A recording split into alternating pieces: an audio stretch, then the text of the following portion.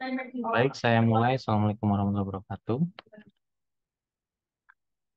Waalaikumsalam Waalaikumsalam warahmatullahi warahmatullahi Wabarakatuh. Waalaikumsalam warahmatullahi wabarakatuh.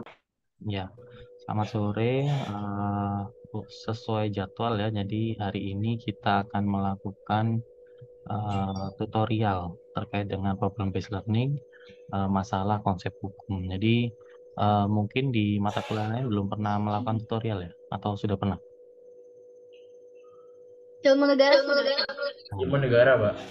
Kalau sudah pernah ya saya nggak akan mengulangi tata caranya ya. Jadi prinsipnya nanti saya akan bagi menjadi 14 kelompok. Dalam satu kelompok maksimal bisa sampai 5 orang karena ini pesertanya kalau nggak salah 70 ya. Satu angkatan, satu kelas, sorry. Satu kelas ini 70 orang.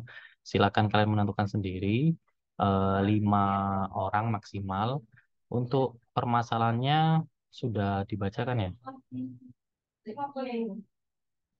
Sudah? Yang ada di Hebat?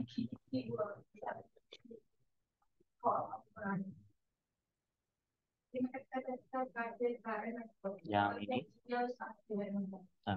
Nah, jadi ada 3 kasus, tapi untuk pertemuan hari ini saya hanya fokus di satu kasus saja, yaitu yang kasusnya Tuan Yusuf. Kemudian karena di sini ada 7 hal yang perlu diselesaikan, kalian saya batasi sampai di nomor 5 saja. Jadi nomor 1 sampai nomor 5. Nah, untuk nomor 6 sampai nomor 7 diabaikan saja. Nanti akan saya jelaskan di pertemuan akhir saja, bukan hari ini. Karena prinsip-prinsip belum kalian dapatkan di pertemuan ini ya. Sampai pertemuan hari ini. Eh, jadi prinsipnya adalah di dalam PBL itu kalian nanti di dalam satu kelompok karena 5 orang, silakan tentukan siapa yang akan menjadi pemimpin diskusi. Kemudian yang kedua, tentukan siapa yang akan menjadi notulisnya. Nah, tapi karena ini by Zoom, memang saya sengaja untuk menggunakan Zoom karena kalau 70 orang saya bagi menjadi 14 kelompok pasti akan riuh di kelas gitu ya. Sehingga eh, cara paling mudah adalah si notulen notulisnya itu boleh membuat Google Doc yang mana Google Doc-nya link Google Doc-nya nanti bisa di-share di grup atau di breakout room-nya, nanti bisa dikerjakan bersama-sama untuk nomor 1 sampai 5 gitu ya. Untuk waktunya mungkin untuk 5 pertanyaan ini 1 jam saja biar nggak lama-lama ya, nanti kita bahas gitu. Sampai sini ada yang mau ditanyakan? Jadi yang dikerjakan cuma di kasus satu saja, yang 2, 3 nanti nyusul. Ada yang mau ditanyakan? Belum, Mbak. Nah, jangan lupa kalian not tulis ya, itu membuat yang namanya PBL report, yang mana PBL reportnya bisa diupload jawabannya yang hasil dari diskusi itu hari ini di Hebat, paling lambat adalah 16.30. Nanti pukul 16.30 saya akan membahas kasus ini biar kalian paham. Oke. Kalau tidak ada pertanyaan, saya bagi breakout room.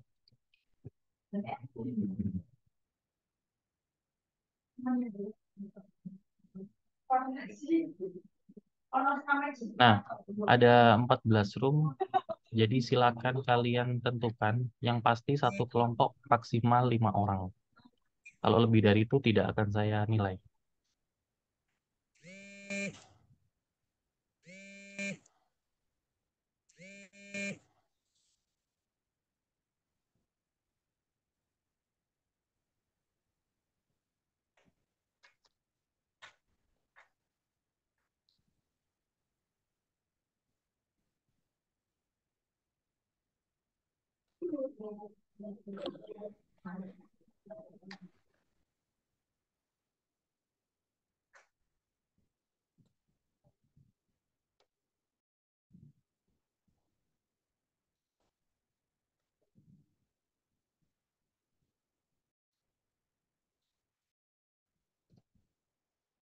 Bentar.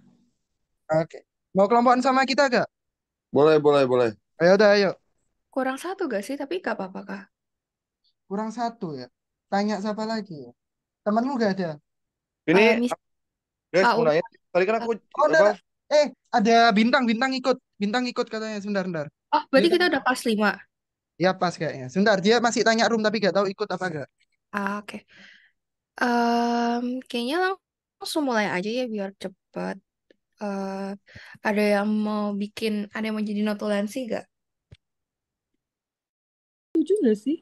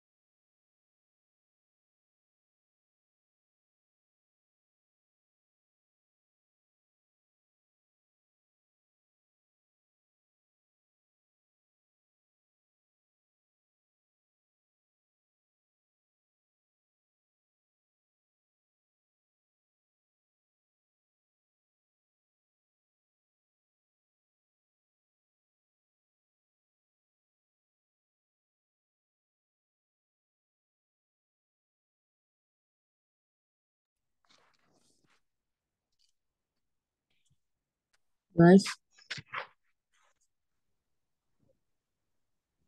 Halo, iya guys. Ada yang mau jadi relawan sebagai notulis nggak? yang pemimpinnya siapa?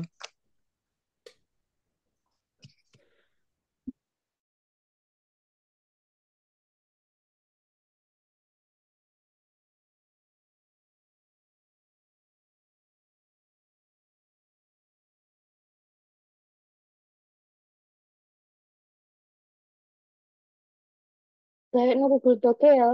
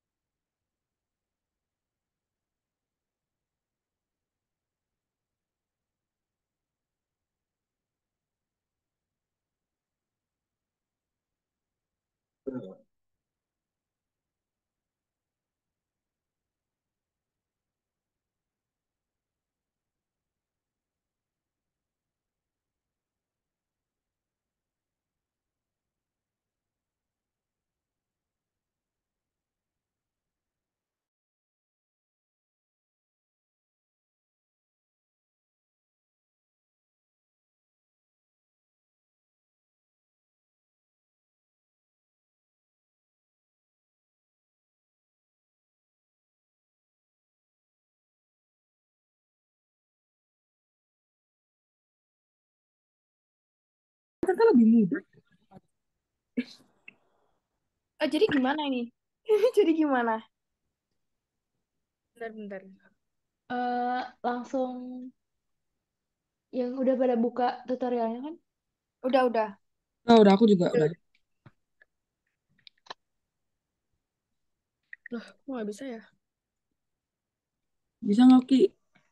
Ganti pakai akun F aja ya, Oh, boleh boleh. biar kayak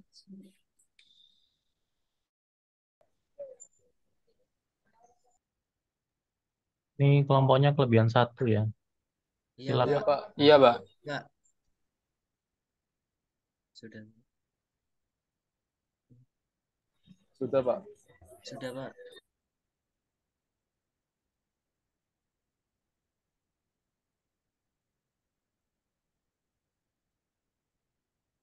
Cek, Rek. Lemot, Rek. Maaf, Rek. Gak aku ya, gak gue. Yo.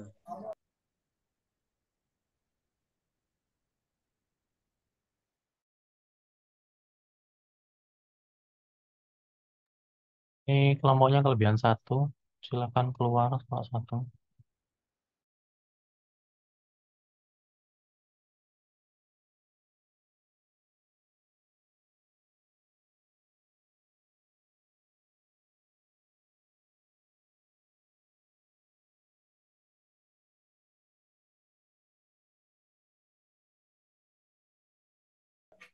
Gimana ya? Gimana caranya? Daftar. Bisa. Kan. Nah, Nah, Wis. nice. Oke.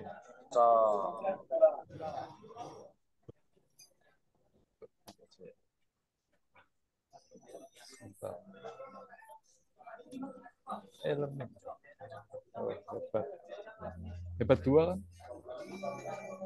Iya, hebat 2.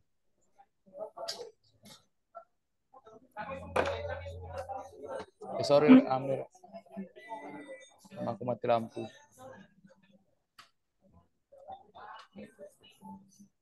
Bisa.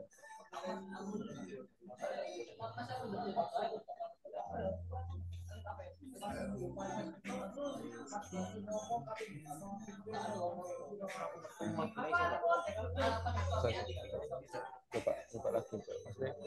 Masuk. Wah, Rek.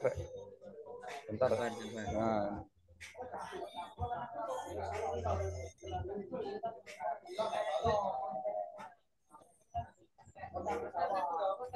Sing di mar. Sing nisor. Iki ya. Yo.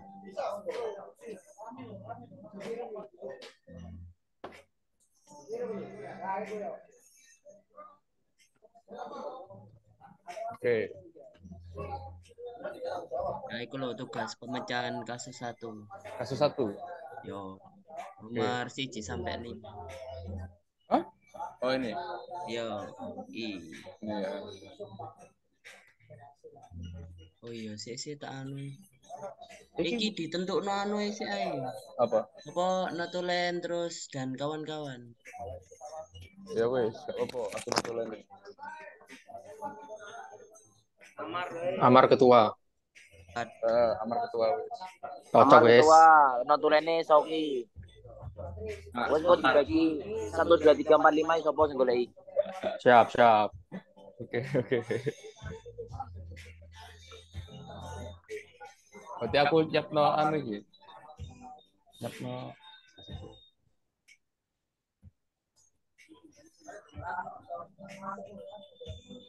Ya aku tak yo buka dulu.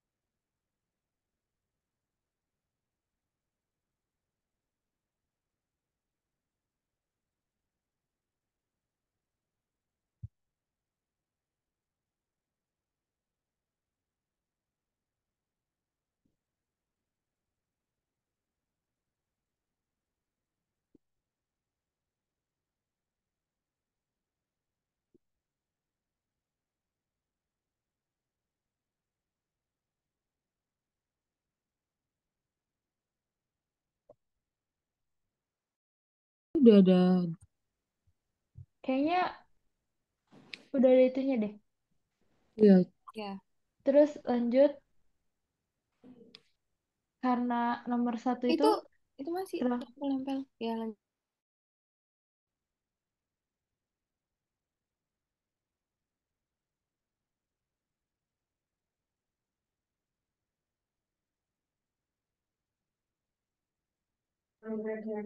Kalau ini ada orangnya atau enggak, Mbak Ade? Ya, Pak. Kenapa? Ada orangnya apa enggak kelompok ini? Kalau enggak ada, saya keluarkan. Ada.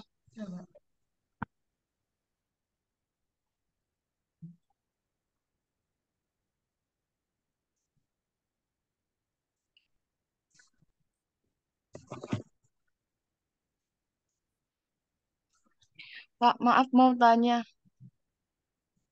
Ya, kenapa? Ini eh kasusnya yang ketiga-tiganya. Coba tanya temen. Yang satu aja, nomor satu. Apa? Yang nomor satu aja kan, Pak? Oh,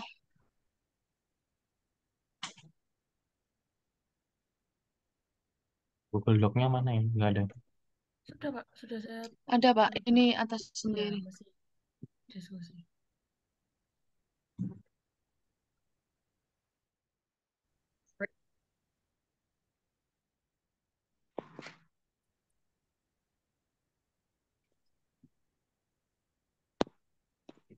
Ini yang Jam absen 4.10 ya, Rek? Oke. Oke. Kita bahas sekarang. Aku nggak bisa masuk docs-nya sih.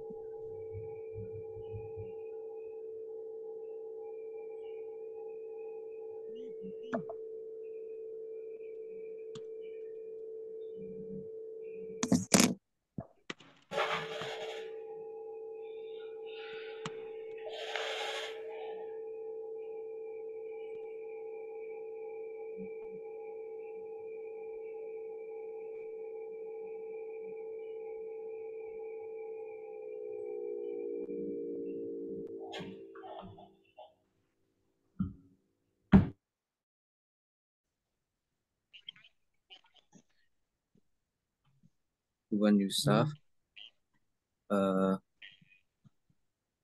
sih ini berdasar apa atas nama PT gitu.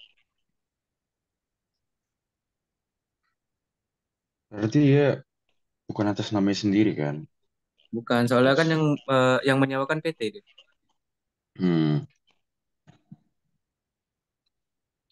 Berarti konteks subjek hukumnya itu konteksnya badan hukum gitu. Oh, bukan Tuan Yusuf berarti. Kan direkturnya tuh yang anu.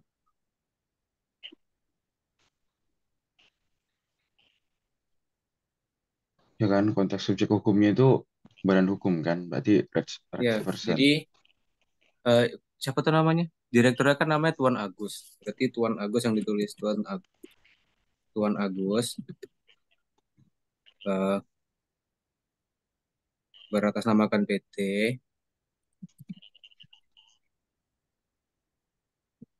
ya siapa tuh tadi? Ganda PT Yusuf. Ganda Yusuf. Ganda Yusuf menyewa kepada siapa tuh yang nyewain tadi? Pada Tuan Prasoyo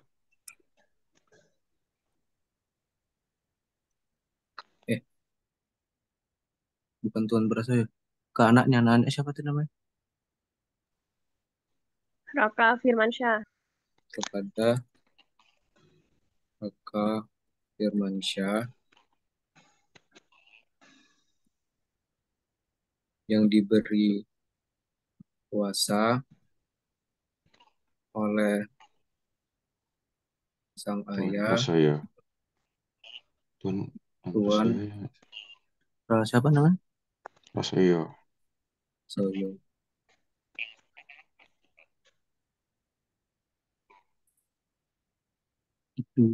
Di subjek hukumnya itu Tuan Agus yang bernamakan PT Ganda Yusuf sama Raka Firmansyah yang diberi kuasa oleh ayahnya Tuan aduh salah coba Prasodio.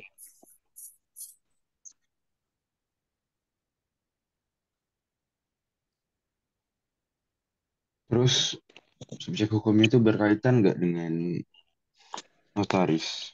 Nggak ada kan kaitannya? Apanya apa namanya? Selanjutnya akta Nggak perjanjian termasuk sewa aja. tanah terlibat telah dapat proses penurunan persyaratan untuk Oke. Oh, Terus sebentar. kesepakatan nanti. Ngambil satu detik.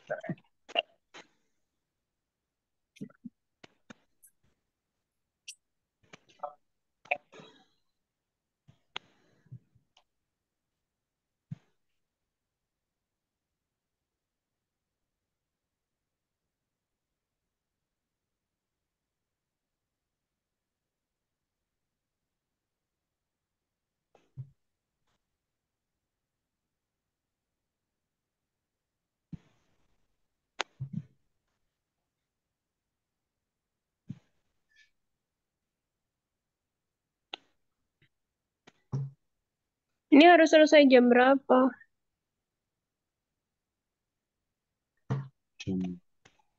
Selesai kelas ya harusnya.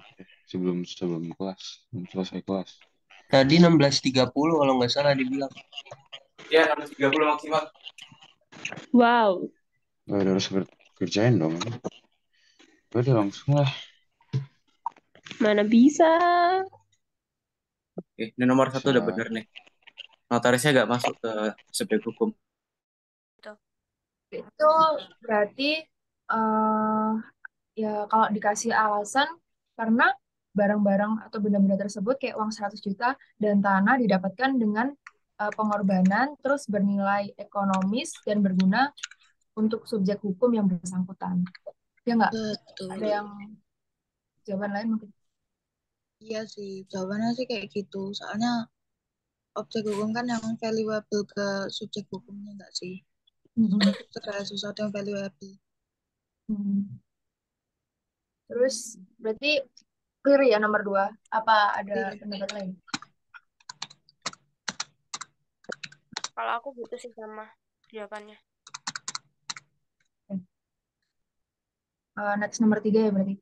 Siapa yang telah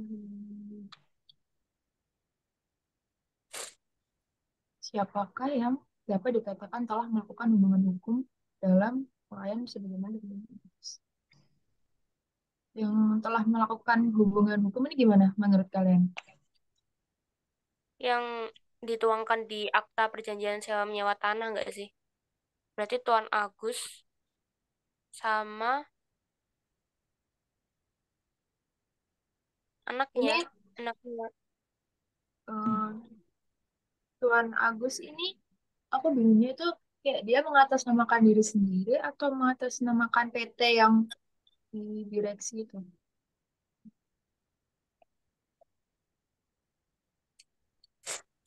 Kan berarti siapakah di sini belum tentu orang kan? Iya sih. Nah itu, menurut kalian gimana?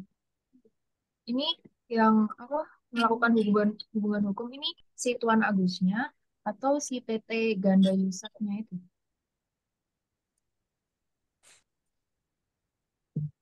PT-nya enggak sih, soalnya di bawah itu ada kalimatnya yang PT Ganda Yusuf Abdijaya telah dapat melakukan proses pemenuhan persyaratan perizinan untuk melakukan pembangunan hotel sebagaimana yang telah direncanakan.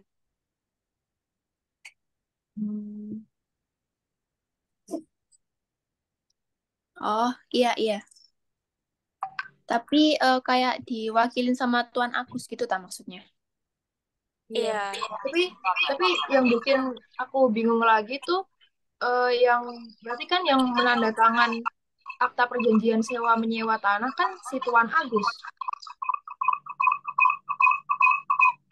Bentar. Terus update.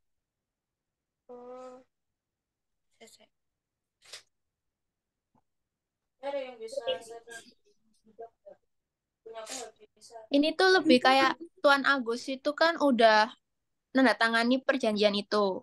Akhirnya PT Ganda ini itu bisa lanjut buat perizinan itu untuk melakukan pembangunan. Berarti Tuan Agus yang udah melakukan ini hubungan hukum. Berarti Kalau Tuan menurut Agusnya aku ya. iya, menurut aku Tuan Agusnya aja. Tapi Tapi mungkin kalau kalian balik ke nomor 1, siapa siapa kayak siapa saja yang dapat dikatakan sebagai subjek hukum, itu berarti Tuan Agus sama PT-nya itu juga disebutin atau cuma Tuan Agusnya doang? Di sini tuh Tuan Agus tuh sebagai perwakilan gak sih? Harusnya. Perwakilan dari PT-nya itu. Oh, berarti kayak Tuan Agus yang melakukan kesepakatan, tapi dia yang mewakilin PT gitu. Terus kalau subjek hukumnya PT-nya termasuk, ya nggak? Itu gimana? Iya. PT-nya Iya, termasuk. harusnya Iya. gitu. Iya. Atas nama PT kan? Berarti yang nomor 3 itu yang melakukan hubungan hukum si Tuan Agus sama si Tuan Prasojo, tapi diwakili Raka Firmansyah. Nah, itu Raka Firmansyahnya gimana? Termasuk subjek hukum nggak sih bisa diwakilkan? Karena bisa Berarti, diwakilkan gitu nggak sih? oh berarti ditulis kayak Tuan Tuan Agus, terus Tuan Prasojo yang diwakili Yang oleh diwakilkan oleh anaknya yang diwakilkan bernama oleh Raka anaknya yang di Firmansyah. sana itu. Heeh. Betul. Terus Nggak tahu lagi. ditulis itu surat di bawah dengan tanda tangan dan dibubuhi materai. Itu ditulis juga nggak? Atau cuma yang diwakili anaknya yang bernama Raka Firmansyah doang?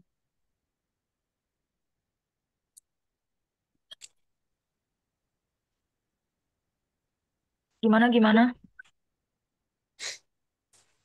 Kayaknya nanti aja deh, waktu nulis.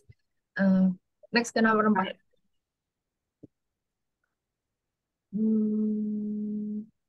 Oke.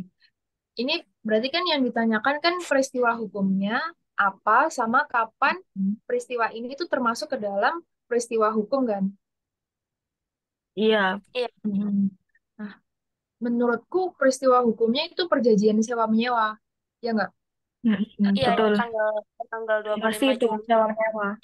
Ya, terus kapan dapat dikatakan sebagai peristiwa hukum tuh ketika adanya kayak perjanjian atau kesepakatan yang disetujui kedua belah pihak ini yang bersangkutan. Nah, perjanjiannya itu dituangkan di dalam akta perjanjian sewa menyewa tanah itu tadi, ya nggak? Iya, yang Iya. tanggal 25 Juli itu kan. Ya, berarti Termasuk. kapannya ketika perjanjian atau kesepakatan itu disetujui kan oleh kedua belah pihak itu. Berarti tetap tanggal 25 Juli kan? 25 Juli 2020. Oh iya, berarti dilengkapi itu tanggal 25 Juli. Oke.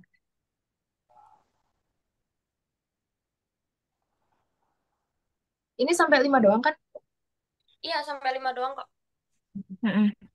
Akibat hukum. Kalian paham nggak akibat hukum itu kayak gimana sih? Mungkin kalau menurutku tuh kayak akibat dari peristiwa hukum yang telah terjadi gitu gak sih? Oh, berarti kayak perjanjian ini tuh menghasilkan apa gitu? Iya. Kayaknya jawabannya di kalimat terakhir deh. Kalimat terakhir. Pemenuhan persyaratan. Alah, akibat hukum itu kayak akibat yang diberikan oleh hukum atas suatu peristiwa hukum atau perbuatan dari subjek hukum. Ya berarti kayak akibatnya itu terjadinya perjanjian. Akibat terjadinya perjanjian enggak sih? Terjadinya perjanjian atau PT Ganda Yusuf itu telah dapat melakukan Persyaratan perizinan.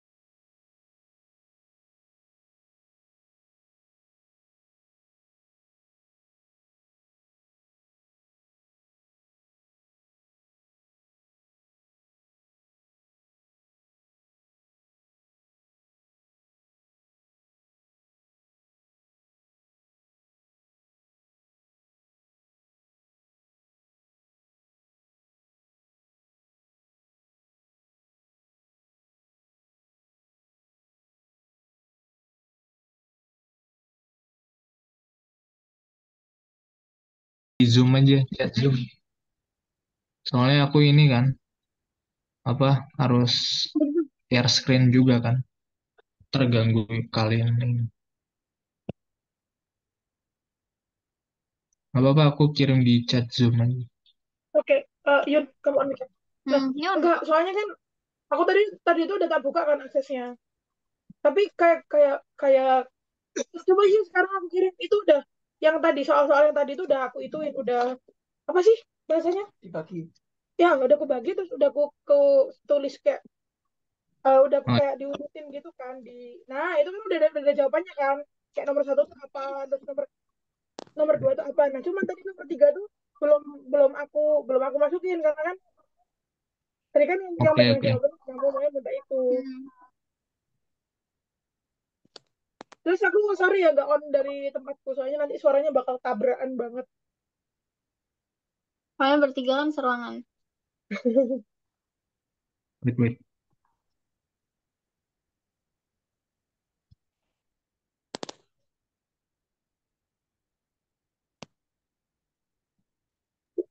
Ngomong lah. bulan mute bulan mute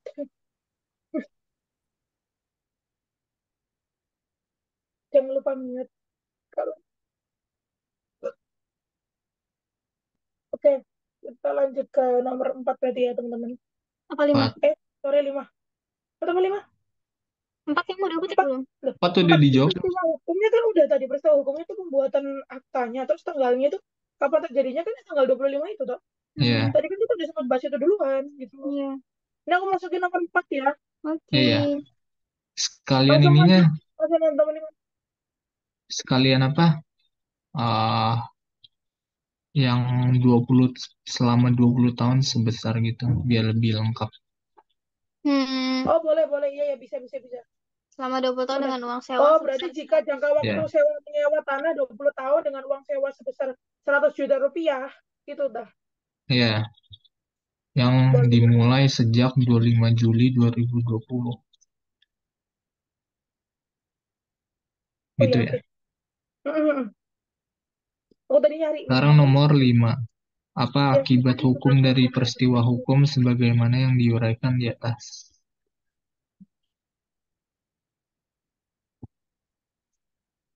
sebentar aku mau ikut jawab tapi sinyalku lagi lemot Nomor 5. aku barengan kamu aja Yun mic-nya. Apa akibat hukum dari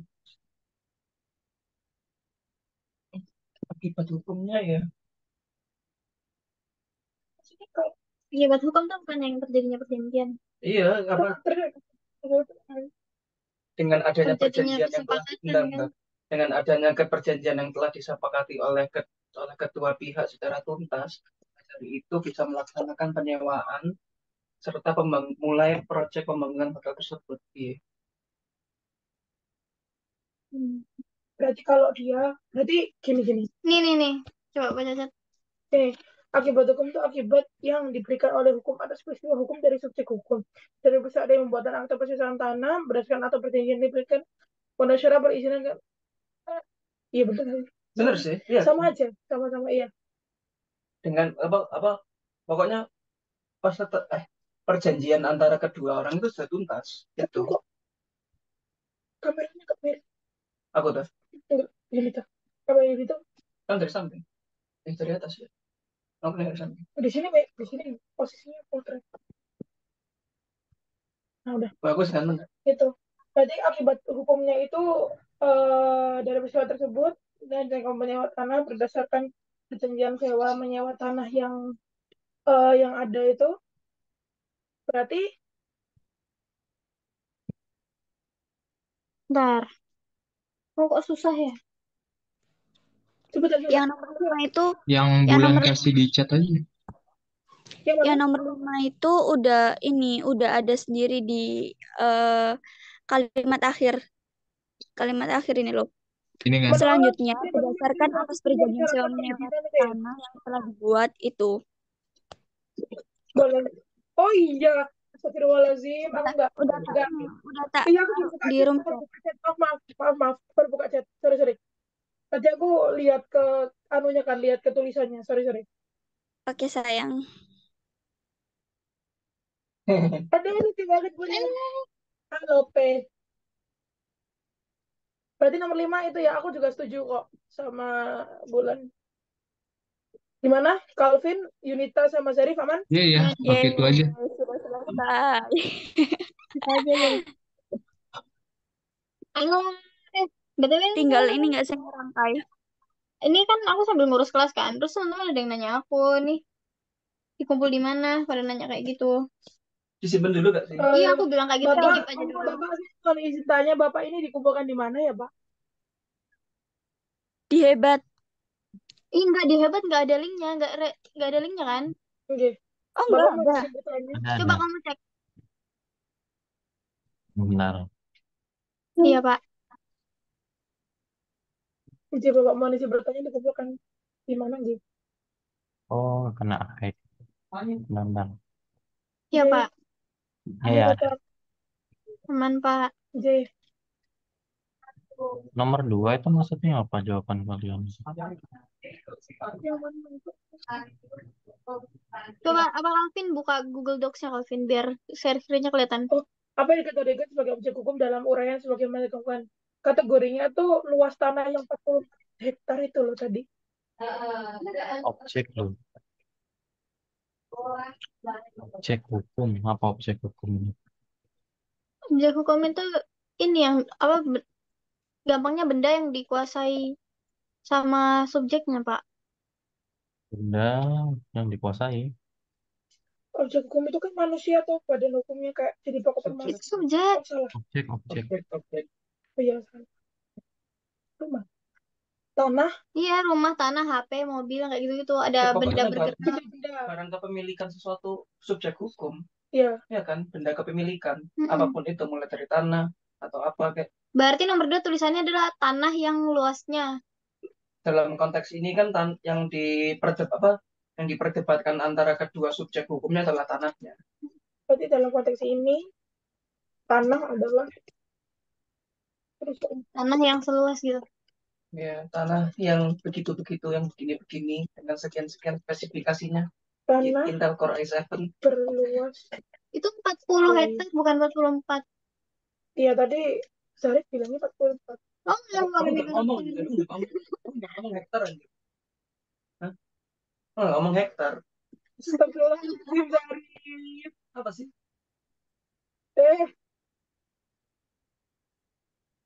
Nah, ya mau salah.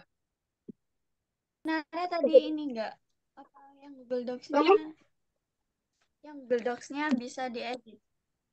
Bisa yang link baru. Yang 16. Itu di share screen sama share screen. Susah kita. Itu yang di share screen sama Calvin.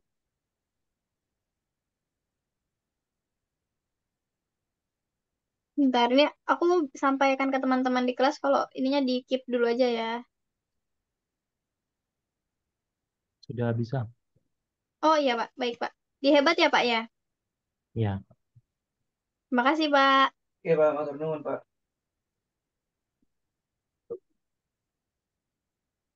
Pak Umar. Hai. Saya tadi kebetulan masuknya telat gitu, Pak. Jadi presensinya gimana? Kelvin. Namamu siapa? Calvin Noverico Masengi. Sudah. Oh, udah ya, Pak? Udah chat Pak Umar tadi, Calvin. Oke, Pak. Makasih. Ini malah yang bingung aku ada 2 mahasiswa bukan kelas ini tapi masuk di Zoom ini. Oh ya? Yuda Eka Arya Putra. Bukan ya? Yuda. Kita kurang hafal nama-nama teman-teman kelas sih, Pak.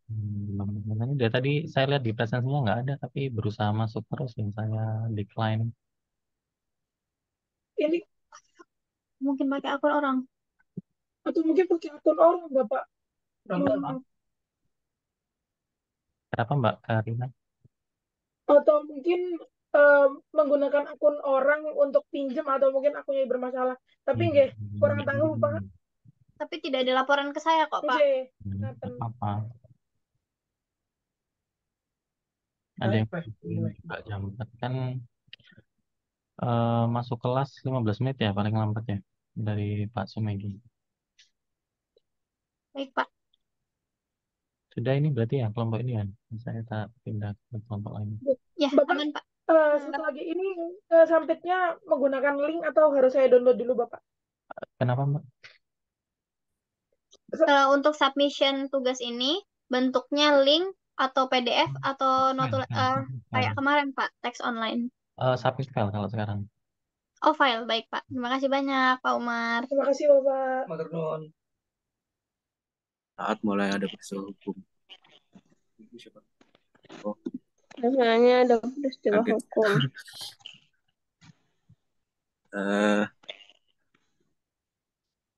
Peristiwa hukum oke. Peristiwa hukum yang terjadi.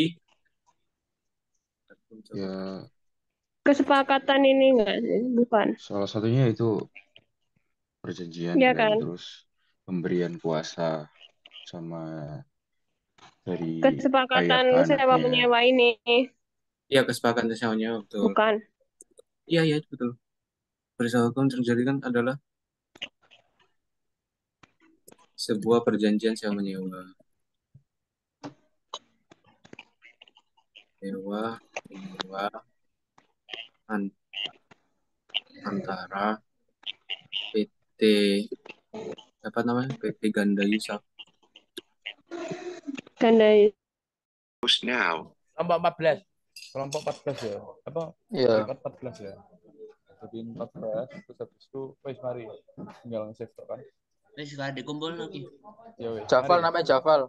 Iya, Jafal, Val. Val, nama Val. Nama tulis Iki nama. ono Pak Umar ngomong. Sama Nim enggak? Pak Umar, Iya sama Nim. Ya, kenapa? ini pengumpulannya notulensi tok ya? Ya, yang kalian diskusikan itu yang dikumpulkan. Notulisnya siapa? Saya. Syauki. Jadi Syauki aja yang submit. Kan sudah ada nama kalian di sini. Oke, Umar, makasih Pak. izin Pak Umar. Ya. Tadi saya kan Zoom pakai HP, terus ini saya ganti device pakai laptop. Belum jenengan ACC. Nama siapa? Diva Prama, Pak Umar. Siapa? Atas nama siapa, Mas? Diva Prama. Pak Prama. Iya, terus? Ini mau masuk lagi. Namanya bukan Diva Prama soalnya. Yuda Eva. Oh, bentar Pak. Tak. Makanya saya nggak admit, saya nggak tahu nih siapa. Nggak ada di daftar nama kelas saya. Ya Umar, kamu tak ganti dulu Pak. Iki tak save ya. Mari ya. Mari ya. Mari.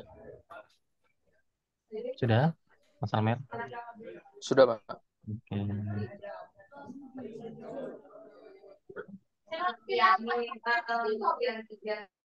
Mari Bapak non.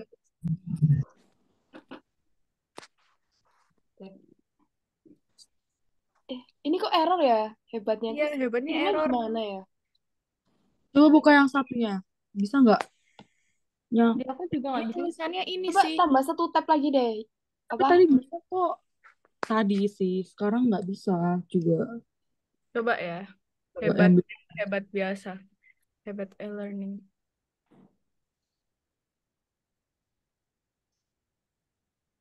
Tambah. Makin nggak bisa. Notulisnya doang kan yang ngumpulin. Ya, notulensinya doang. Nggak bisa. Bismillahirrahmanirrahim. Bisa. Tinggal ngumpulin.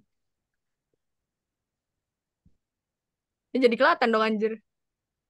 Nggak. Masih 9 menit lagi. Saya tutup mata kok. Gitu. Nggak bisa ya? Langsung. Coba di aku juga ya. Semuanya coba. Saya coba. Di Kan aku. Iya, aku kan udah kirimin guys. Oh ya, kamu udah kirim ke aku ya? Coba ya. Aku nggak yakin.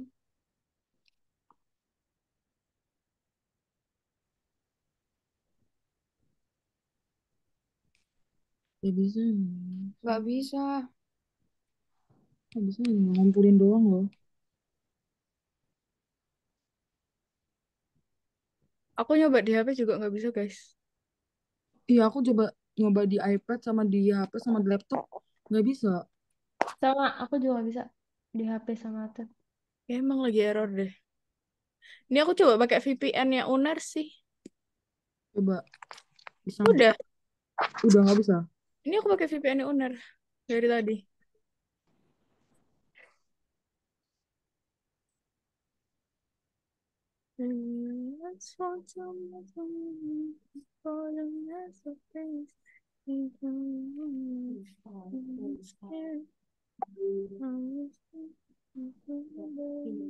Nggak bisa. Jadi Raisa kok bisa ya? Coba ya. Pakai apa? Coba. Coba lagi, coba lagi. Apa lagi ya? Nggak bisa. Now. Halo Pak Umar. Ya, Ini mengumpulkannya di mana Pak ya? di Di hebat, cuma hebatnya lagi error ya. nggak ada anunya Pak, nggak ada tempat pengumpulannya Pak. Nih, di drop di situ aja. Di mana Pak? Itu tuh di chat, di chat. Oh, di sini. Oh, Di drive. Oke. Oke Pak, terima kasih Pak. Ya.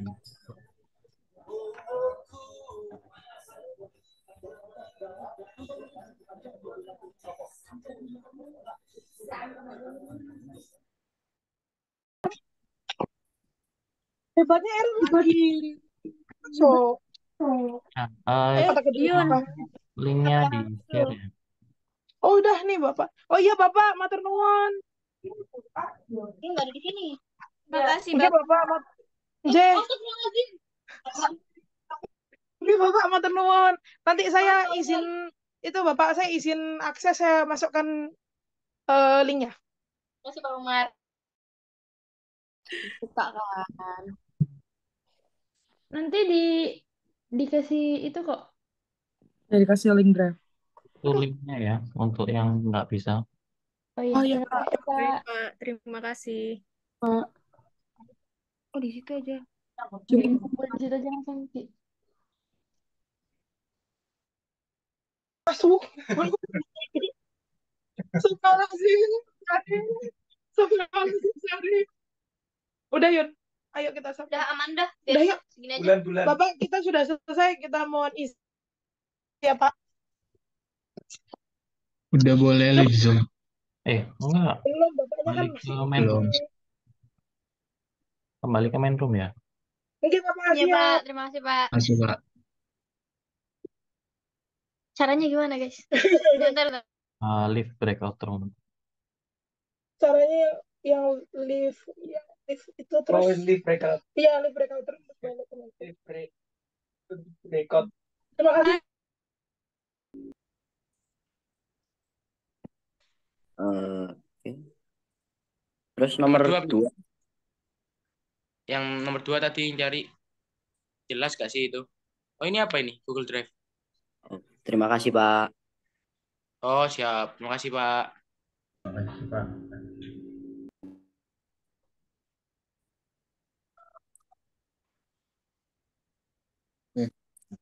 Yang tidak. Ayo nomor 2 dilanjut. Nomor 2 udah jelas gak sih? Ayo Mas Jamal.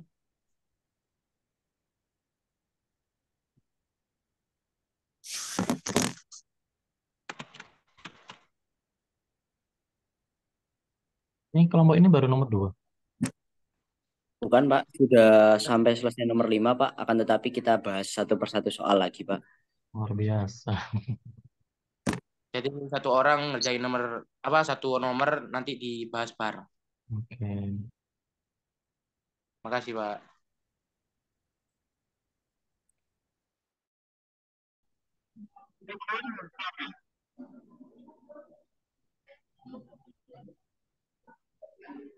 Oh, ini drive-nya.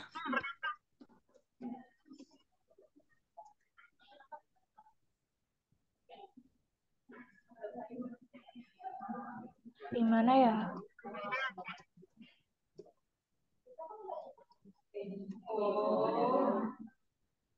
Dikumpul di link drive-nya ini ada di chat.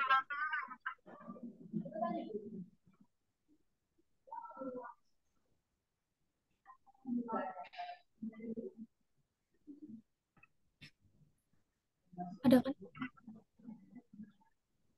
Oke. Waktu diskusinya sisa 2 menit, guys.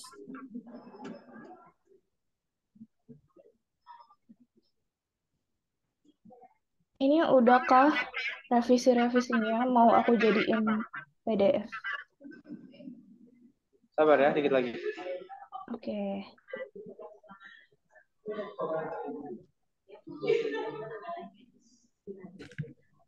Satu menit lagi. Jangan lupa dibentuk. Oke, Mak. Ya, Ya. langsung buka. Ya, ya. Mulai.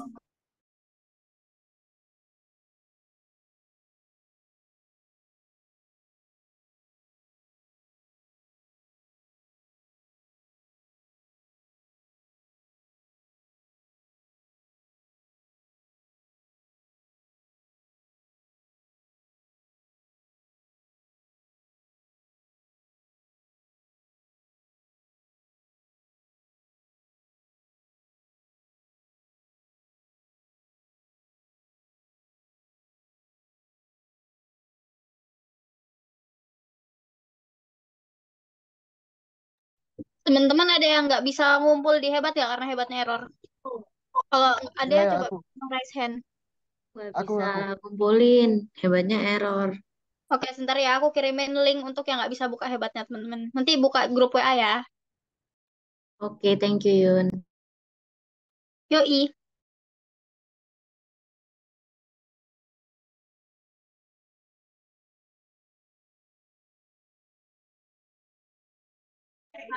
Oke, sudah kumpul di main room semua.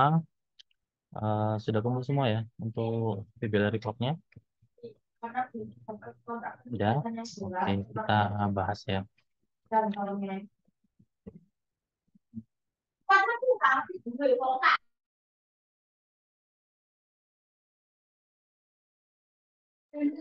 Oke, untuk kasus yang pertama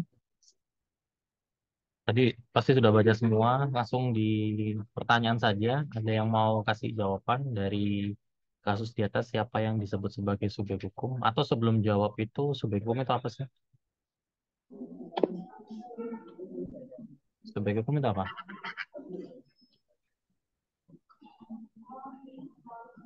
Pihak-pihak yang melakukan peristiwa hukum, Pak. Pihak-pihak yang melakukan peristiwa hukum. Ya, ada yang punya jawaban lagi ya? Subjek hukum adalah setiap pihak yang berwenang untuk memiliki, memperoleh, menggunakan hak dan kewajiban dalam lalu lintas hukum, Pak. Oke, ada yang mau melengkapi? Dua jawaban ini.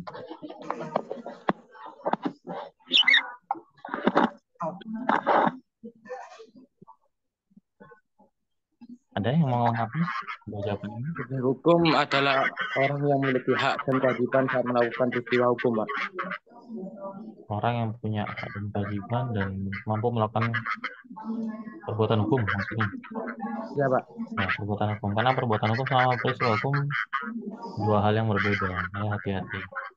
Nah, kapan sih seseorang itu dapat disebut sebagai subjek hukum?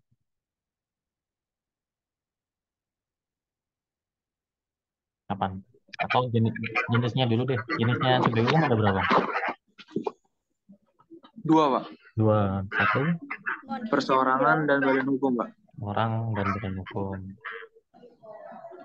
Nah, kapan kalau orang itu dapat disebut sebagai subjek hukum?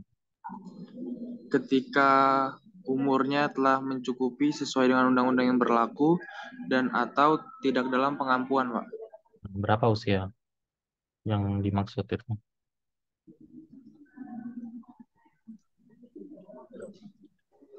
Delapan belas tahun. Ketika sudah memiliki KTP, Pak. Dalam undang-undang 18 tahun. Ada yang bilang pada saat memiliki KTP, ada yang bilang apa tadi? 18 tahun, ada lagi yang lain? KTP itu kapan dimiliki oleh 17 tahun, Pak. 17, berarti ada yang 17, ada yang 18, ada yang punya jawaban lain mungkin lebih tinggi selain dua jawaban itu? Itu juga kan, Pak. Berapa, Mas Yud? Mas Dewa berapa? Saya nggak dengar. Maaf. Saat dilahirkan sampai meninggal dunia, Pak. Oh, sejak saat lahir sampai dia meninggal, dia disebut sebagai subjek hukum, gitu ya. Ada yang mau nambah jawaban yang lain selain 3 jawaban ini? Tidak ada? Ketika umur 21 tahun, Pak. 21. Berarti ada 4 jawaban ya. Pak, sebenarnya bukannya tergantung apa yang mereka lakukan ya, Pak ya. Kalau misalnya dalam pernikahan kan minimal 19 tahun di keduanya. Tapi kalau misalnya secara umum 18 tahun atau saat sudah mempunyai KTP, Pak, tergantung apa yang mereka lakukan, Pak. Tergantung dari perbuatannya berarti. Betul, Pak. Itu kan usia kawin, bukan seseorang melakukan perbuatan hukum. Kalau usia kawin memang 19 tahun. Kalau orang dapat KTP memang 17 tahun. Tapi untuk di dalam hukum yang disebut sebagai dewasa, dia itu sudah mencapai usia tertentu dan dia tidak berada di bawah pengampuan. Nah, usia tertentu yang dimaksud itu 18 tahun. Ya, bukan 21, bukan 17, bukan 19, bukan saat lahir sampai mati, bukan. Nah, kenapa 18 tahun? Acuannya adalah di dalam Undang-Undang Nomor 1 Tahun 74 tentang perkawinan. Coba lihat di dalam pasal 47 Junto 50, di situ mengatur eh, ketidakdewasaan, ya, bukan dewasa, ketidakdewasaan. Karena yang diatur di dalam pasal 47 dan 50 itu adalah seorang yang belum dewasa adalah mereka yang berusia 18 tahun. Ya kan? Itu normanya kalau di dalam hukum kan negatif. Tidak atau belum gitu ya. Nah, maka dari itu kalian perlu melakukan yang namanya interpretasi atau penafsiran hukum. Nah, ada salah satu jenis dari penafsiran hukum itu yang disebut sebagai argumentum a contrario. Saya ketik di sini aja.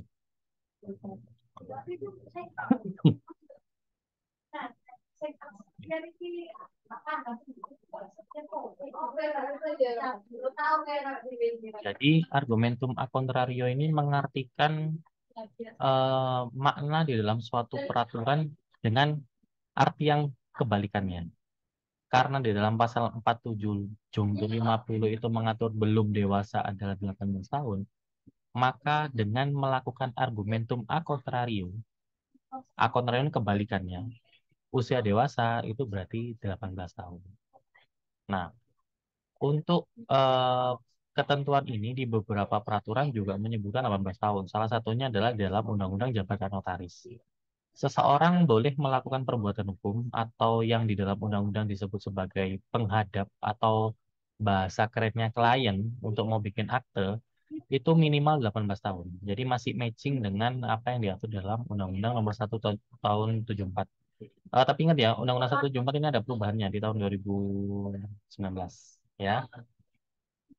Nah, untuk usia 21 tahun itu mungkin tadi teman kalian menjawab acuannya mungkin menggunakan ketentuan BW. Di dalam ketentuan BW itu mungkin ya, saya nggak tahu juga yang dimaksud di mana, itu di dalam pasal 330 BW dan juga 1330 BW. Yang mana kedua pasal ini sebenarnya sudah pernah dianulir dengan surat edaran Mahkamah Agung nomor 3 tahun 62. Jadi ketentuan pasal itu sudah tidak relevan digunakan untuk saat ini. Itu satu. Yang kedua adalah coba teman-teman lihat di dalam ketentuan Undang-Undang Perkawinan di pasal 66. Itu ada salah satu pasal yang menyebutkan ada pengaturan apa ya, bisa dibilang pengaturan ganda. Yang mana jika ketentuan-ketentuan terkait dengan hukum perkawinan itu sudah diatur dalam Undang-Undang 174, maka ketentuan yang diatur dalam BW, HOJI, dan GHR itu dinyatakan tidak berlaku. Nah, karena di dalam Undang-Undang 174 sudah mengatur usia dewasa itu adalah 18 tahun, maka ketentuan usia dewasa yang ada dalam BW yang di pasal 330 dan 1330 itu tidak berlaku. Nah, itu di dalam hukum ada dikenal dengan istilah lex posterior. Pernah tahu atau pernah dengar lex posterior? Kan ada 3 tuh. Jika terjadi suatu konflik aturan, kan bisa menggunakan 3, lex superior, lex posterior, lex specialis, ya kan. Nah, kalau ini gunakan lex posterior. Jadi peraturan yang terbaru itu mengesampingkan peraturan yang lama, gitu ya. Kalau yang tadi Mas Dewa sampaikan, dari lahir seseorang dicap sebagai subjek hukum, itu merupakan fiksi hukum yang diatur di dalam ketentuan pasal 2. Dan juga pasal 2 itu diulangi lagi di pasal 836 kalau nggak salah. Coba dilihat di dalam BW-nya. Kalau nggak salah di pasal 836 itu pengulangan dari apa yang disebutkan di pasal 2. Itu jika kepentingan menghendaki, maka memang bayi baru lahir itu bisa disebut sebagai subjek hukum. Bahkan belum lahir pun sudah dicap sebagai subjek hukum, ya kan? Cuma permasalahannya, subjek hukum itu adalah penyandang hak dan kewajiban. Jadi kalau orang itu punya hak dan kewajiban, baru bisa disebut sebagai subjek hukum. Kalau hak dan kewajiban ini hanya muncul salah satu, maka dia belum dapat disebut sebagai subjek hukum. Misalnya bayi. Bayi itu punya hak dan kewajiban nggak menurut kalian? Bayi baru lahir nih. Ulangi, Pak. Bayi baru lahir. Punya hak dan kewajiban nggak? Nggak punya kewajiban, Pak. Nggak ada. Tergantung Dia cuma punya hak saja, tergantung hak ininya, Pak. alimentasi Kalau haknya. dari orang tuanya. Tapi dia nggak punya kewajiban, sehingga dia tidak dapat disebut sebagai subjek hukum. Atau contoh lain, misalnya ada seseorang usianya sudah 25 tahun, atau 18 tahun deh, tapi dia di bawah pengampuan. Nah, dia apakah bisa disebut sebagai subjek hukum? Kan nggak bisa juga. Oke, ya. Jadi hati-hati untuk menentukan usia dewasa di dalam hukum, khususnya hukum perdata. Ya. Nah, kembali ke kasus ini, yang disebut sebagai subjek hukum di atas, yang mana berarti? Nah, hasil dari PT Ganda diskusi Yusuf Hafidijaya sama Tuan Prasojo, Pak. subjek hukumnya PT Ganda Yusuf sama Prasojo. Oh, Tuan Prasojo. Oke. Kalau yang lain nggak ada, cuma 2 itu aja.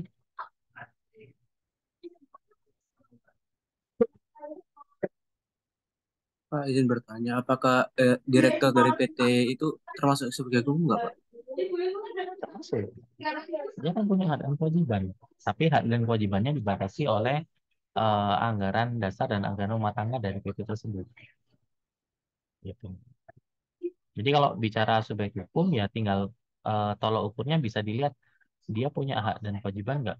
Kalau dua-duanya punya ya dia disebut sebagai subjek hukum. Itu Mas Arta.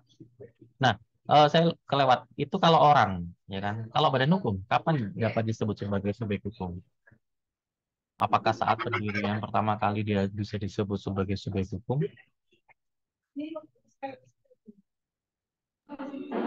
Ketika telah diresmikan oleh negara, Pak.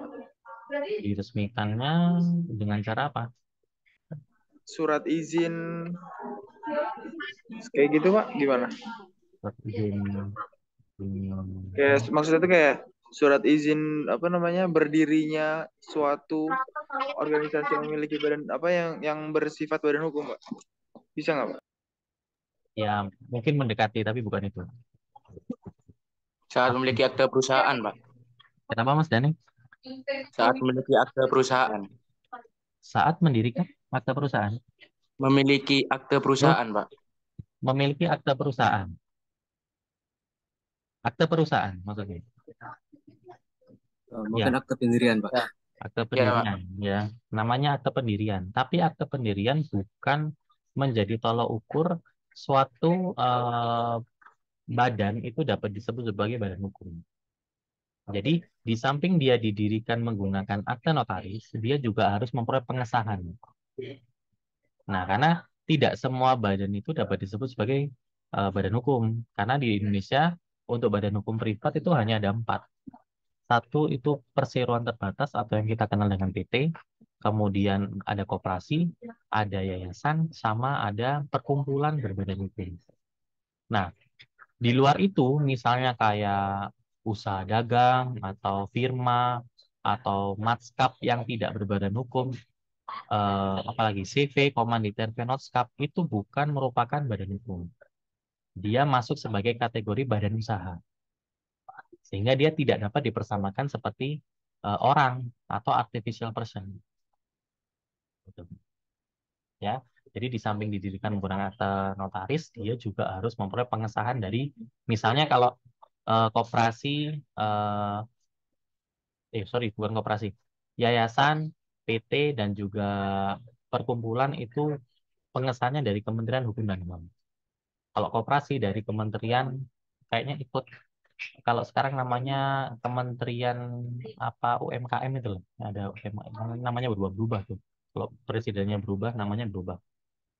Di bawah itu, dengan disahkan itu, baru dia dapat disebut sebagai subjek hukum, gitu ya.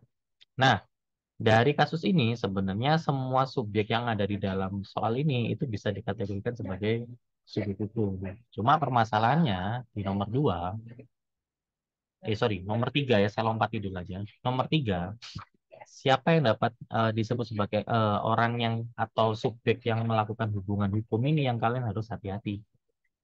Nah, nomor 3 jawabannya apa kira-kira?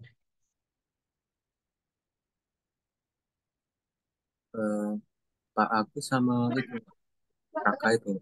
Pak Agus sama Terus Raka. ya, Pak Pak. ini Pak, yang apa namanya di apa badan hukumnya itu di PT Ganda PT-nya. Hikam Abdijaya sama Tuan Prasojo. Tuan Prasojo. Nah, memberikan kuasa itu kepada, oke, ya, yang melakukan hubungan hukum hanya PT Ganda Yusaf sama Tuan Prasojo. Walaupun yang tanda tangan akte itu adalah Tuan Agus sama satunya anaknya bernama Raka. Ya, kenapa? Karena di sini ada suatu hubungan hukum namanya kuasa. Kuasa itu bertindak untuk dan atas nama. Jadi walaupun misalnya nih, saya adalah Raka Firmansyah. Saya menandatangani perjanjian sewa menyewa atas nama Prasojo. Tapi yang bertanggung jawab atas akibat hukum yang ditimbulkan dari perikatan tersebut itu bukan saya sebagai Raka, tapi Tuan Prasojo. Karena saya bertindak untuk dan atas nama Prasojo. Sama seperti PT. PT kan tidak mungkin datang sendiri gitu ya.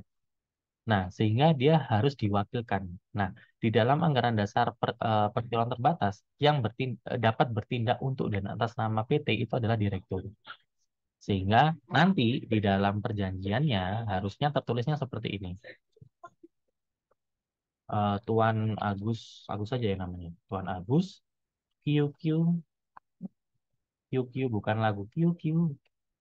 Kok jeruk bukan, tapi QQ ini istilah hukum juga ya. Apa QQ? Ada yang tahu nggak QQ kalian? Nyanyi dong. Saya lupa Pak. Kenapa? Tapi yang intinya QQ itu seseorang yang di atas namakan PT gitu. Ya, atau kalau dalam hukum disebutnya sebagai qualited qua. Jadi dia bertindak untuk dan atas nama. Ya walaupun ada namanya, saya baru nyambung juga ini ada QQ. Ganda, Yusaf, hilang kemana tadi? Ganda Yusaf, ini ya. Abdi Jaya, berkedudukan di Surabaya. Nah, jadi kalau ada keterangan ini, maka bukan Tuan Agus yang bertanggung jawab, tapi dia bertindak untuk dan sama PT. Akibat hukum yang ditimbulkan dari perjanjian yang dibuat itu tetap tanggung jawabnya PT, bukan tanggung jawabnya Tuan Agus. Sama seperti si pemberi sewa, itu sama. Raka Firmansyah. Dia juga QQ Tuan Prasojo. Nah, jadi hubungan yang ditimbulkan antara Tuan Prasojo sama PT Ganda ya dua orang ini, walaupun tanda tangannya itu bukan Prasojo dan Ganda ya, tapi yang bertanggung jawab atas apa yang dilakukan itu tetap tanggung jawab dari nama yang disebutkan setelah QQ atau qualited qua. Coba dicari ya qualited qua. Oh nggak salah tulisannya gini. Ada lagi selain QQ itu ada CQ. CQ mungkin pernah kalau kalian lihat CQ Itu biasanya di dalam gugatan-gugatan di pengadilan itu CQ. Nah, itu coba kalian cari tahu ya, biar ini tujuannya dari tutorial itu jadi gini. Jadi ada hal yang kalian nggak paham ya, coba cari tahu dulu. Kalau nggak paham ya, pertemuan berikutnya nanti saya jelaskan. Gitu ya. Oke, untuk soal 1 dan 3 tidak ada masalah. Udah paham ya? Nah, nomor 2 sekarang yang disebut sebagai objek hukum. Tadi saya di kelompoknya siapa tadi ya baca? Kategorinya luas 40 hektar. Objek hukum itu apa?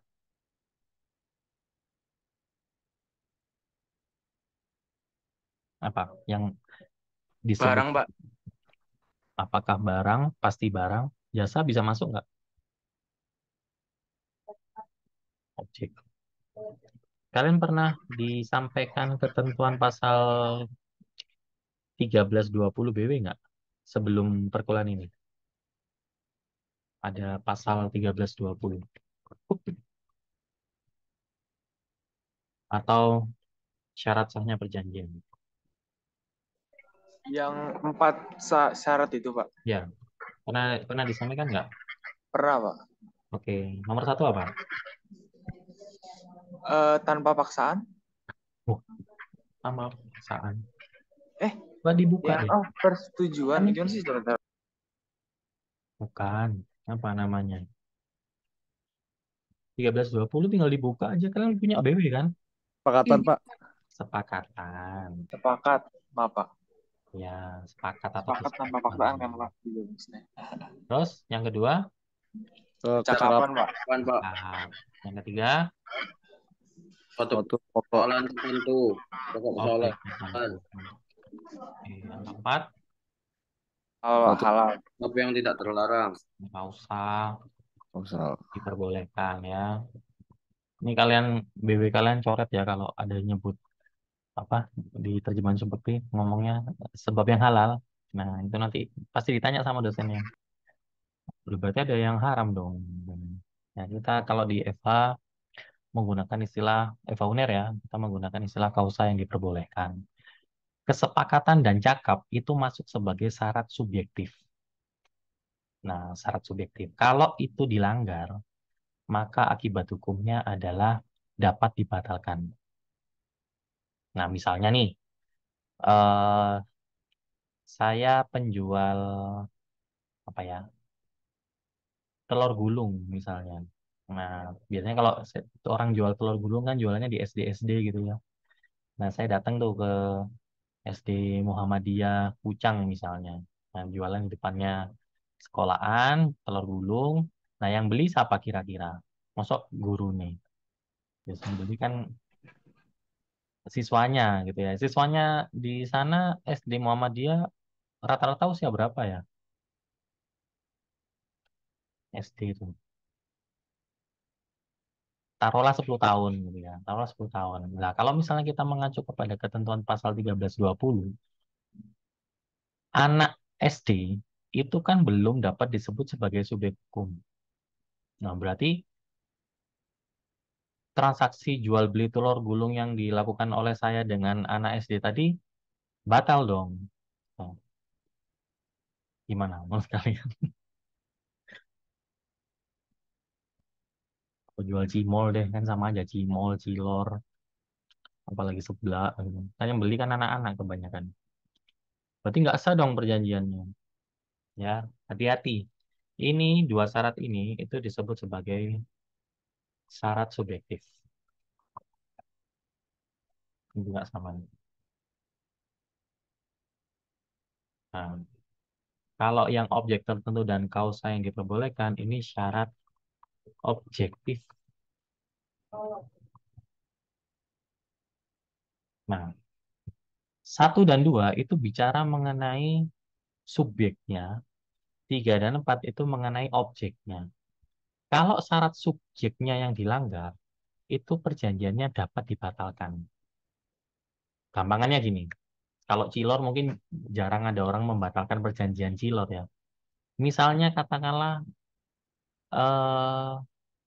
anaknya Raffi Ahmad, si siapa itu namanya? Rafathar. Rafathar itu penghasilannya mungkin sudah MM-an gitu ya. penghasilannya dia sendiri kan. Nah, ternyata dia datang tuh, ternyata kemarin ada launching iPhone 15 Pro Max, harganya 25 juta ya. Nah, dia 25 juta kan, wah 25 juta si Rafathar. Datanglah dia ke WTC misalnya.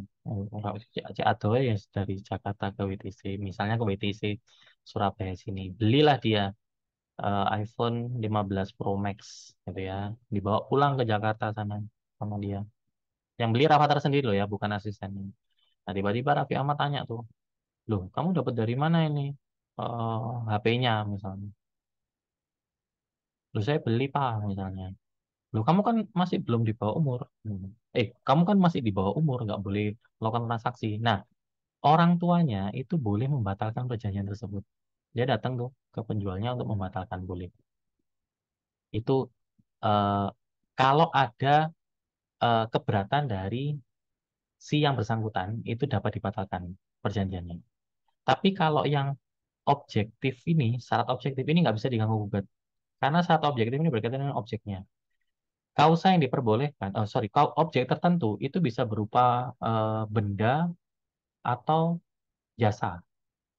Tidak hanya benda dalam bentuk berwujud tidak wujudnya. Jadi jasa pun itu masuk sebagai objek. Kausa yang diperbolehkan itu ada 3 indikatornya. 1, dia tidak melanggar peraturan perundang-undangan. Yang kedua, tidak melanggar ketertiban umum. Dan yang ketiga, tidak melanggar kesusilaan. 3 syarat ini sifatnya kumulatif. Nah, misalnya nih, Mas Arif misalnya, Mas Arif Gunawan. Mas Arif usia berapa Mas Arif? 18, 19. 19. 18. 18. Nah, berarti sudah dewasa ya, subjek hukum ya. Nah, saya mau jual barang ke Mas Arif. Nah, ternyata yang saya jual itu marijuana. Tahu marijuana? Atau apa ya? Heroin mungkin yang lebih terkenal. Heroin. Nah, sepakat nih saya sama Mas Arif. Sepakat. Usia saya di atasnya Mas Arif pasti ya. Masuk. Syarat subjektif terpenuhi nih. Objeknya tertentu jelas. Ada heroinnya, boleh. Maksudnya dia ada bentuknya ya, boleh. Tapi kalau saya diperbolehkan ini tidak dipenuhi. Karena heroin itu bukan merupakan benda perdagangan. Nah, karena dia bukan benda perdagangan, maka syarat objektifnya yang dilanggar ya. Akibat hukumnya apa? Batal demi hukum. Beda ya. Kalau syarat objektif batal demi hukum, perjanjian itu dari awal dianggap tidak pernah ada. Tapi kalau dapat dibatalkan itu masih ada upaya untuk melakukan pembatalan, boleh. Tapi yang 3 dan 4 yang dilanggar, maka perjanjiannya dari awal dianggap tidak pernah ada. Itu paham ya? Untuk membedakan antara dapat dibatalkan dengan batal demi hukum. Gitu. Nah, objek hukum di sini itu harusnya masuk di kategori ini juga, bisa dalam kajian ini ya. Tapi objek yang dimaksud di sini adalah dia bernilai ekonomis dapat diperdagangkan. Nah, kalau dilihat dari kasus di atas, ya karena sudah jelas bernilai ekonomis itu yang mana nih kira-kira? Karena objeknya cuma 1 nih. Ya, tanah itu tadi yang disebut. Tanah seluas 40 hektar itu yang disebut sebagai objek hukum. Hati-hati, tidak semua benda itu dapat diperdagangkan. Ya, udara yang kita hirup ini nggak bisa diperdagangkan. Kecuali udara yang dimasukkan dalam oksigen. Nah, itu dijual tuh. Tapi kalau yang kita hirup ini nggak bisa diperdagangkan. Karena kita mudah untuk memperolehnya gitu ya. Kemudian yang keempat, peristiwa hukum apa yang dapat dikatakan telah terjadi? Apa ini? Sewa menyewa, Pak. Sewa menyewa, Pak. Gimana diatur? Oh ya, hati-hati kalian sebagai calon sarjana hukum ya. Setiap jawaban pastikan ada dasar hukumnya. Kalau di FISIP, kalian nggak perlu dasar hukum. Tapi kalau di hukum, kalian harus mencantumkan dasar hukum. Sewa menyewa, karena yang satu memberikan hak nikmat atas suatu benda dalam jangka waktu tertentu dengan imbalan untuk menerima uang sewa. Itu disebut sebagai sewa menyewa. Dan yang terakhir, akibat hukum dari peristiwa hukum tersebut di atas? Hak dan kewajiban masing-masing. Ya, kalau bicara akibat hukum itu, hak dan kewajiban ini ibarat 2 sisi mata uang yang tidak dapat dipisahkan. Kalau satu sisi ngomong hak, satu sisinya pasti ngomong kewajiban. Dari sisi pemberi sewa, haknya adalah menerima uang sewa. Kewajibannya adalah menyerahkan benda tersebut yang disewakan selama jangka waktu tertentu. Kalau dari sisi penyewa, dia punya kewajiban untuk membayar uang sewa. Dari sisi haknya, dia dapat menikmati benda tersebut layaknya pemilik benda. Nah, kenapa kok layaknya pemilik benda? Misalnya gini, katakanlah tanah tersebut sudah dibangun. Nah, kita tidak dapat lepas dari tetangga yang menjengkelkan. Kalau nanti kita eh, beli rumah, itu pasti ada tetangga yang menjengkelkan ya. Nah, tiba-tiba tanah yang tadi sudah disewa, dibangun ya, ada tetangga ini selalu parkir depan pagar kita, pagarnya si yang nyewa. Nah, kalau kita melihat dari aspek hukum, lah kita kan bukan pemilik tanah ini. Apakah punya kewenangan untuk mengusir orang yang parkir di halaman rumah kita? Nah, kalau sistemnya sewa menyewa itu seperti bapak rumah tangga yang baik, dalam artian si penyewa dalam jangka waktu tertentu itu punya kewenangan-kewenangan layaknya seperti pemilik. Jadi dia juga boleh apa yang namanya mengusir orang tersebut. Kalau saya dulu ini terjadi sama saya sendiri. Saya dulu pernah sewa rumah di daerah mana nih? Eh, Sukolilo Dian Regensi. Nah, karena ada suatu hal lah, saya nyewa dua bulan aja di daerah sana. Nah, ternyata rumah itu sudah lama kosong. Yang saya sewa ini ternyata. Nah, tetangga depan rumah itu, rumahnya itu menghadap ke arah barat. Sedangkan rumah yang saya sewa itu menghadap arah timur. Otomatis matahari pagi itu kan masuk ke rumah yang saya sewa. Nah, si tetangga depan rumah ini selalu menjemur eh, apa ini keset ya, keset rumahnya yang posisi basah digantung di pagar rumah yang saya sewa. Nah, karena saya bukan pemilik rumah, ya kan seharusnya kalau secara hukum lah, ngapain saya inilah. Cuma masalahnya rumah itu sedang posisi saya sewa. Ya saya tegur orangnya, iya karena saya berposisi sebagai seolah-olah pemilik. Itu hubungan sewa menyewa itu diperbolehkan. Itu. Oke, sampai sini ada yang mau ditanyakan? Udah jam 5 ini. Paham dari apa yang saya sampaikan? Pak. Ya, Saya mau nanya sekilas. iya. Tadi kan ya hal yang jadi objek itu kan Maaf Mbak, saya nggak kurang jelas. Gimana Mbak Gabriela? tadi kan jawaban Bapak yang objek hukum itu kan cuma tanah. Nah, tapi kenapa eksklusif jawabannya tanah doang? Soalnya saya mikir kalau secara jangka panjang dan jika dia iya untuk melakukan pembangunan hotel tersebut, si hotelnya itu bisa dijadiin objek hukum for the long term setelah ada kesepakatan dari tanahnya. Tapi kenapa dari jawaban Bapak sendiri hotel itu nggak dimasukin? Padahal dari perspektif itu, kalau emang itu dijalankan kan berarti logikanya akan masuk ke objek hukum. Terus yang kedua tadi tuh saya mikir kalau di konteks studi kasus di sini kan tadi Bapak tuh kan sempat yang hubungan hukum itu tapi nggak ada jawaban notaris. Kalau misalnya nggak ada notaris, bukannya dalam konteks studi kasus ini jatuhnya nggak sah ya karena kan notarisnya juga ada peran besarnya ya kalau melakukan kesepakatan mereka sampai akhirnya tuh sewa menyewa tanahnya itu terjadi itu. Makasih Pak. Ya, saya jawab yang pertama dulu terkait dengan hotel. Posisi soal yang saya sebutkan, hotelnya sudah ada atau belum? Belum ada Pak. Ya, nah, kalau di dalam hukum perdata itu masuk sebagai benda yang akan ada di kemudian hari. Nah, dalam konteks yang saya tanyakan di saat ini, itu kan masih belum ada hotelnya. Ya memang kalau dalam long term-nya memang hotel itu menjadi objek hukum. Cuma posisinya kan pertanyaan ini kalian jangan, jadi gini, ini trikinya ya.